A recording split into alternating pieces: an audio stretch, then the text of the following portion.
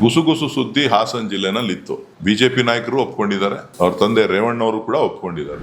ಮಹಿಳೆಯರ ಮಾನಹಾನಿ ಪ್ರಕರಣ ಇದು ದೇಶದಲ್ಲೇ ಅತಿ ದೊಡ್ಡದು. 500ಕ್ಕೂ ಹೆಚ್ಚು ಹೆಣ್ಣು ಮಕ್ಕಳು ಅಂತ ಹೇಳಿ ಮಾಧ್ಯಮಗಳಲ್ಲಿ ನಾನು ನೋಡಿದ್ದೇನೆ. ಅವ್ರು MP ಆದ್ಮೇಲೆ MP ಆಫೀಸಲ್ಲಿ ನಡೆದಿರೋ ಕತೆ ಇದು. ಯಾರು ನೊಂದಂತ ಮಹಿಳೆಯರು ಇವತ್ತು ಬರ್ತಾರೆ, ಅವರನ್ನ ಮಿಸ್ಯೂಸ್ ಮಾಡಿರುವಂತ ಪ್ರಕರಣ ಇದು. ಯಡಿಯೂರಪ್ಪನವ್ರು ಇಳಿಸಿದಾಗ್ಲೂ ಕೂಡ ಬಿಜೆಪಿನಲ್ಲಿ ಸಾಕಷ್ಟು ಸದ್ದುಗಳು ಬಂತು.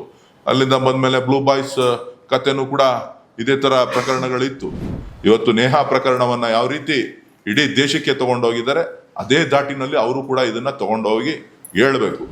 ಯಾರಿಗೆ ಅನ್ಯಾಯ ಆಗಿದೆ ಅವರಿಗೆ ನ್ಯಾಯ ಕೊಡಿಸ್ಬೇಕು, ಸಂತ್ರಸ್ತೆಯರ ರಕ್ಷಣೆಯನ್ನ ಕೊಡಬೇಕಾದಂತ ಒಂದು ಕೆಲಸ ಆಗ್ಬೇಕು.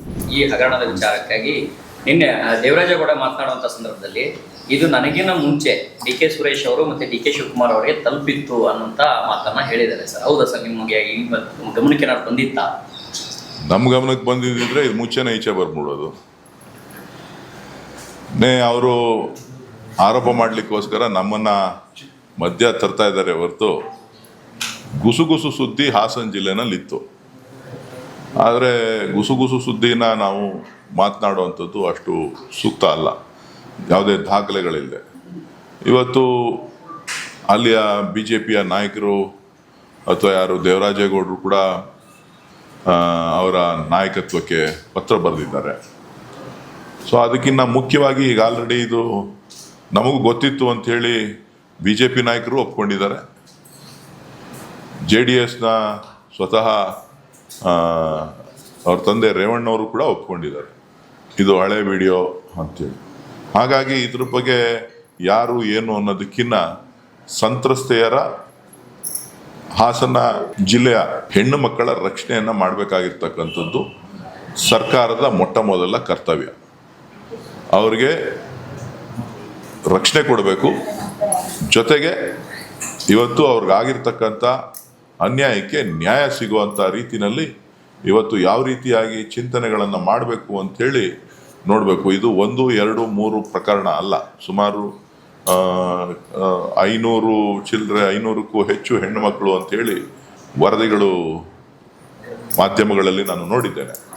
ಸೊ ಹಾಗಾಗಿ ಇದು ಬಹುಶಃ ಈ ದೇಶದಲ್ಲೇ ಇಂಥದ್ದೊಂದು ಅತಿ ದೊಡ್ಡ ಪ್ರಕರಣ ಇದು. ಮಾಜಿ ಪ್ರಧಾನಮಂತ್ರಿಗಳ ಕುಟುಂಬದಿಂದ ಆದಂಥ ಅನ್ಯಾಯ. ಇವತ್ತು ಕುಟುಂಬ ನಮ್ದಲ್ಲ ಅಂತ ಹೇಳ್ಬೋದು, ಕುಟುಂಬ ನಮ್ದಲ್ಲ, ನಮಗೂ ಅದಕ್ಕೂ ಸಂಬಂಧ ಇಲ್ಲ ಅಂಥೇಳಿ ಕೆಲವರು ವ್ಯಾಖ್ಯಾನ ಮಾಡ್ಬೋದು. ಇವತ್ತು ಪ್ರಧಾನಮಂತ್ರಿಗಳು ಕೂಡ ಇದನ್ನ ಬೇರೆ ರೀತಿಯಲ್ಲಿ ಬಿಂಬಿಸ್ತಕ್ಕಂಥ ಪ್ರಯತ್ನವನ್ನ ಮಾಡ್ಬೋದು. ಆದರೆ ಪ್ರಧಾನಮಂತ್ರಿಗಳಿಗೂ ಕೂಡ ಗೊತ್ತಿತ್ತು, ಪ್ರಧಾನಮಂತ್ರಿ ಕಾರ್ಯಾಲಯಕ್ಕೂ ಕೂಡ ಗೊತ್ತಿತ್ತು, ಇದಕ್ಕೆ ನೇರ ಹೊಣೆಗಾರರು ಪ್ರಧಾನಮಂತ್ರಿಗಳು ಆಗ್ತಾರೆ. ಜೊತೆಗೆ ಆ ದೇವೇಗೌಡರ ಮಾಜಿ ಪ್ರಧಾನಮಂತ್ರಿಗಳ ಕುಟುಂಬ ಕೂಡ ಇದಕ್ಕೆ ನೇರ ಹೊಣೆಗಾರರು. ಯಾಕೆ ಅಂತ ಅಂದ್ರೆ ಅವ್ರಿಗೆ ಗೊತ್ತಿದ್ದದನ್ನ ಮುಚ್ಚಿಟ್ಟು ಇವತ್ತು ಜನರ ಮುಂದೆ ಇವತ್ತು NDA ಅಭ್ಯರ್ಥಿಯಾಗಿ ಮಾಡಿ ಇವತ್ತು ಇಡೀ ದೇಶದಲ್ಲಿ ಕರ್ನಾಟಕಕ್ಕೆ, ಹಾಸನ ಜಿಲ್ಲೆಗೆ, ಕರ್ನಾಟಕದ ಕನ್ನಡಿಗರಿಗೆ ಅವಮಾನ ಆಗುವಂತ ರೀತಿಯಲ್ಲಿ ಇವತ್ತು ಪ್ರತಿಬಿಂಬಿಸ್ತಾ ಇರ್ತಕ್ಕಂಥದ್ದು. ತಪ್ಪು ಯಾರೇ ಆಗ್ಲಿ ಶಿಕ್ಷೆ ಅನುಭವಿಸ್ಲಿ ಅಂತಕ್ಕಂಥದ್ದು ಬಹಳ ಸುಲಭದ ಮಾತು. ಆದ್ರೆ ಗೊತ್ತಿದ್ದಂತ ವಿಚಾರವನ್ನ ಮುಚ್ಚಿಕ್ಕಿರ್ತಕ್ಕಂಥದ್ದು ಮಹಾ ಅಪರಾಧ. ಗೊತ್ತಿರುವಂತ ವಿಚಾರವನ್ನ ಮುಚ್ಚಿಟ್ಟು ಇವತ್ತು ಪ್ರಚಾರಕ್ಕೆ ಹೋಗಿ ಅವ್ರ ಪರ ಹೋರಾಟ ಮಾಡಿ, ಅವರೇ ಹೇಳಿದ್ರಲ್ಲ, ನನ್ನ ಮಗ ಅಂತ ಅವರೇ ಒಪ್ಕೊಂಡಿದ್ದಾರೆ. ಚುನಾವಣೆಯಲ್ಲಿ ಹೋದಾಗ ಒಲೆ ನರಸೀಪುರಕ್ಕೆ ಭಾಷಣಕ್ಕೆ ಹೋದಾಗ ನನ್ನ ಮಗ ಗೆಲ್ಲಿಸ್ಬೇಕು ಅಂತ ಹೇಳಿದಾರಾ ಇಲ್ವಾ? ಸೊ ಇವತ್ತು ಬಂದ್ಬಿಟ್ಟು ನನಗೂ ಇದಕ್ಕೂ ಸಂಬಂಧ ಇಲ್ಲ ಅಂತಕ್ಕಂಥದ್ದು ಎಷ್ಟು ಸರಿ ಅಂತಕ್ಕಂಥದ್ದು. ಬಹುಶಃ ಇದೊಂದು ಮನುಕುಲಕ್ಕೆ ದೊಡ್ಡ ಅವಮಾನ.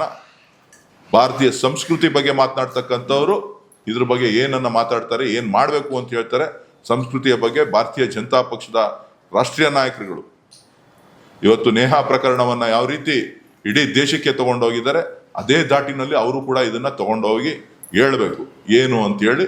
ಇಂಥ ಒಂದು ದೊಡ್ಡ ರ್ಯಾಕೆಟ್ ಏನಿದೆ, ಇದರಿಂದ ಯಾರ್ಯಾರಿದ್ದಾರೆ ಅವರೆಲ್ಲರೂ ಕೂಡ ಶಿಕ್ಷೆ ಆಗಬೇಕು. ಜೊತೆಗೆ ಆ ಹೆಣ್ಣು ಮಕ್ಕಳ ನೋವನ್ನ ಯಾವ ರೀತಿ ಸರಿಪಡಿಸ್ಬೇಕು ಅನ್ನೋದನ್ನ ಬಹಳ ವಿಶೇಷವಾದಂಥ ರೀತಿಯಲ್ಲಿ ಅವ್ರಿಗೆ ರಕ್ಷಣೆ ಕೊಟ್ಟು ಅವ್ರಿಗೆ ಮಾನ ಉಳಿಯೋ ರೀತಿ ಮಾಡುವಂತ ಕೆಲಸ ಸರ್ಕಾರ ಮಾಡಬೇಕು ಅಂತ ಹೇಳಿ ಒತ್ತಾಯ.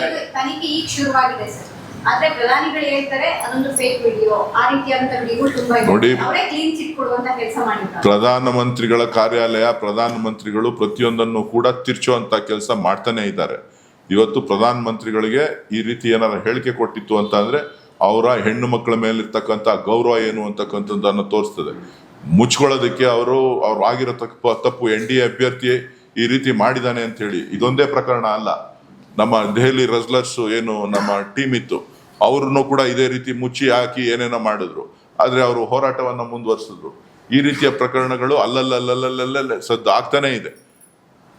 ಇವತ್ತು ಕರ್ನಾಟಕದಲ್ಲೂ ಕೂಡ ಏನು ನಮ್ಮ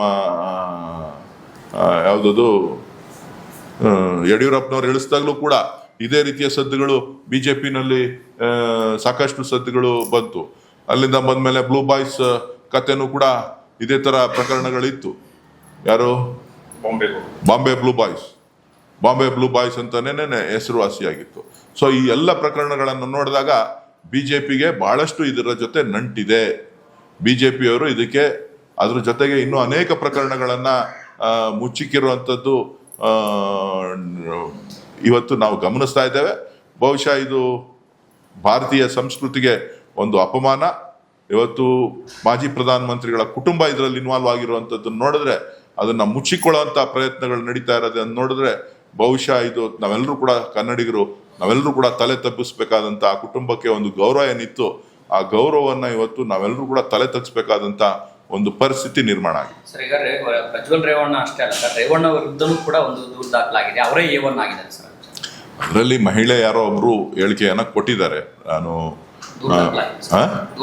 ಅವರು ಮಹಿಳೆ ದೂರು ಕೊಟ್ಟಿದ್ದಾರೆ. ತನಿಖಾ ತಂಡ ಈಗಾಗಲೇ SIT ಅನ್ನ ಸರ್ಕಾರ ರಚನೆ ಮಾಡಿದೆ. ಸೊ ಇದರಲ್ಲಿ ಏನೇನಿದೆ ಅಂತ ಹೇಳಿ ಎಲ್ಲವನ್ನು ಕೂಡ ಪರಿಶೀಲನೆ ಮಾಡಿ ಸರ್ಕಾರ ಸೂಕ್ತ ಕ್ರಮ ತಗೊಂಡು, ನಾನು ಹೇಳ್ತಾ ಇದ್ದೀನಲ್ಲ, ಇದು ವಿಚಾರಣೆ ನಡೆಸೋದು ಒಂದು ಭಾಗ ಆದ್ರೆ ಆ ಹೆಣ್ಣು ಮಕ್ಕಳ ಮಹಿಳೆಯರ ಆ ತಾಯಂದಿರು ನೋಡ್ಬೇಕಲ್ರಿ.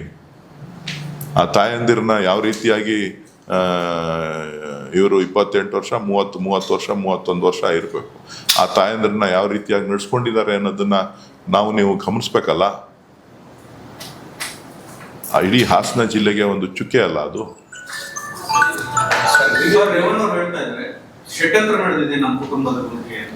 ಅವರೇ ಹೇಳಿದಾರಲ್ರಿ 4 ವರ್ಷದ ಹಳೆ ವಿಡಿಯೋ ಇದು ಅಂತ. ಷಡ್ಯಂತ್ರ ಯಾಕೆ ನಡೀತದೆ? ಚುನಾವಣೆ ಸಂದರ್ಭದಲ್ಲಿ ಬಿಟ್ಟಿಲ್ಲ, ಅವರಾಗಿದ್ದವ್ರು ಬಿಟ್ಟಿರುವಂತದ್ದು. ಅವರಾಗಿದ್ದವರು ಅವ್ರ ವಿಚಾರಗಳನ್ನ ಮಾಚಿದ್ದಾರೆ. ಚುನಾವಣೆ ಸಂದರ್ಭದಲ್ಲಿ ಎಲ್ಲಿ ಬಿಟ್ಟಿದ್ರು? ಚುನಾವಣೆ ಆದ್ಮೇಲೆ ಬಂದಿದೆ ಈಚೆ. ಪ್ರಕರಣವನ್ನ ಈ ಕ್ಷಣದವರೆಗೂ ಕೂಡ ಮಾತನಾಡ್ತಾರೆ, ಅವ್ರ ಮನೆಗೆ ಭೇಟಿ ಕೊಡ್ತಾರೆ, ಎಲ್ಲರೂ ಮಾಡ್ತಾ ಇದ್ದಾರೆ. ಬಟ್ ಈ ವಿಚಾರದಲ್ಲಿ ಎಲ್ಲೂ ಕೂಡ ಬಾಯಿ ಬಿಡ್ತಾರೆ. ಬಿಜೆಪಿಯವರ ಡಬಲ್ ಸ್ಟ್ಯಾಂಡರ್ಡ್ ಇದರಲ್ಲೇ ಅರ್ಥ ಆಗ್ತದೆ ರೀ. ಬಿಜೆಪಿಯವರು ಕೇವಲ ಅವರ ಸ್ವಂತ ರಾಜಕಾರಣಕ್ಕೆ ಇವತ್ತು 500ಕ್ಕೂ ಹೆಚ್ಚು ಮಹಿಳೆಯರ ಮಾನಹಾನಿಯಾಗಿದೆ.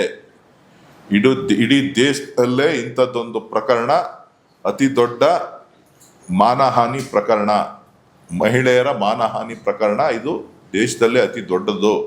ಬೇರೆ ಯಾವುದೇ ರಾಜ್ಯದಲ್ಲೂ ಕೂಡ ಇಂಥರದ್ದು ಆಗಿರ್ಲಿಲ್ಲ. ಇತಿಹಾಸದಲ್ಲಿ ನಾನಂತೂ ಕೇಳಿರಲಿಲ್ಲ, ತಾವೇನಾರ ಕೇಳಿದಿರೋ ನನಗೆ ಗೊತ್ತಿಲ್ಲ. ಒಟ್ಟಿನಲ್ಲಿ ಇದು ನಮ್ಮ ಕರ್ನಾಟಕಕ್ಕೆ, ಕನ್ನಡಿಗರಿಗೆ ಆಗಿರ್ತಕ್ಕಂಥ ಅವಮಾನ. ಈ ಅವಮಾನವನ್ನ ಸರ್ಕಾರ ಸರಿಯಾದ ರೀತಿಯಲ್ಲಿ ತನಿಖೆಯನ್ನ ಮಾಡಿ ಯಾರಿಗೆ ಅನ್ಯಾಯ ಆಗಿದೆ ಅವರಿಗೆ ನ್ಯಾಯ ಕೊಡಿಸ್ಬೇಕು. ಸಂತ್ರಸ್ತೆಯರ ರಕ್ಷಣೆಯನ್ನ ಸರ್ಕಾರ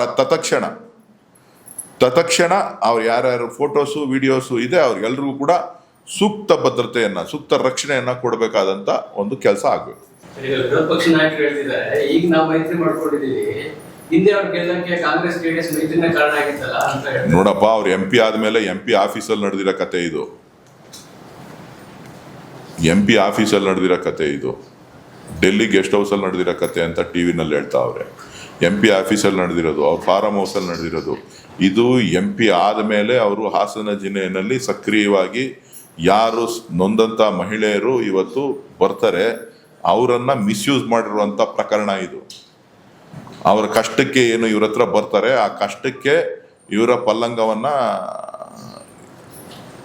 ಇವರ ಏನು ಭಾಷೆ ಉಪಯೋಗಿಸ್ಬೇಕು ನನಗೆ ಅರ್ಥ ಆಯ್ತಾ ಇಲ್ಲ, ಅದನ್ನ ತೀರ್ಸ್ಕೊಳ್ಳೋದಕ್ಕೋಸ್ಕರ ಇವರು ಮಾಡಿರುವಂತ ಕೆಲಸನೇ ಹೊರತು ಇದು ಜಗಜ್ಜಾಹಿರಾತಾಗಿದೆ.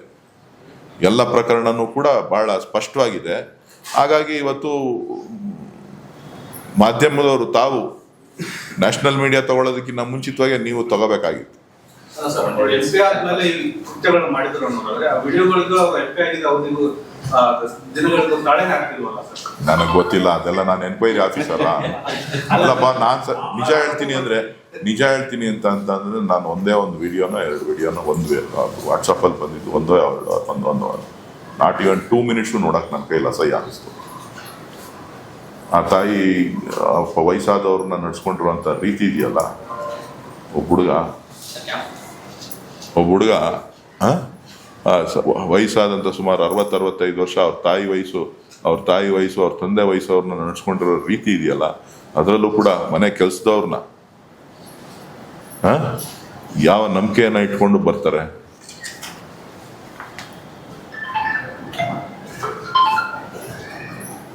ಸರ್, SIT ಸರ್ಕಾರ ರಚನೆ ಮಾಡಿದ್ರು. SIT ತನಿಖೆಯನ್ನು ಮಾಡಿ ವರದಿಯನ್ನು ಕೊಡಬಹುದು. ಬಟ್ ಯಾವ ರೀತಿ ಶಿಕ್ಷೆ ಆಗ್ಬೇಕಂತ ಸರ್ಕಾರದ ಮೇಲೆ ತಾವೇನಾದ್ರು ಸಲಹೆ ಕೊಡ್ತಾರೇನು? ಕಾನೂನು ಪಂಡಿತರಿರ್ತಾರೆ, ಈ ಕಾನೂನನ್ನ ನ್ಯಾಯಾಲಯಗಳಿರ್ತದೆ, ಕಾನೂನು ಇರ್ತದೆ, ಪೊಲೀಸ್ ಅಧಿಕಾರಿಗಳು ತನಿಖೆ ಆಗ್ತಾರೆ. ಇದರಿಂದ ಏನೇನು ವಿಚಾರಗಳು ಬರುತ್ತೆ, ಯಾತ್ಯಾತಕ್ಕೆ ಏನೇನು ಆಯಿತು ಅನ್ನೋದನ್ನ ವಿಚಾರಣೆಗಳಾಗಬೇಕು. ಈ ಹಂತದಲ್ಲೇ ನಾನು ಹೇಳಕ್ ಬರೋದು. ನೀವು TV ಅವ್ರು ಏನು ಬೇಕಾದ್ರೂ ಹೇಳ್ಬೋದು, ನೀವು ಪನಿಷ್ಮೆಂಟು ಮಾಡ್ಬೋದು, ಗಲ್ಗೂ ಹಾಕ್ಸ್ಬೋದು 5 ನಿಮಿಷದಲ್ಲಿ. ನಾನು ಮಾಡೋಕ್ಕಾಗತ್ತಾ?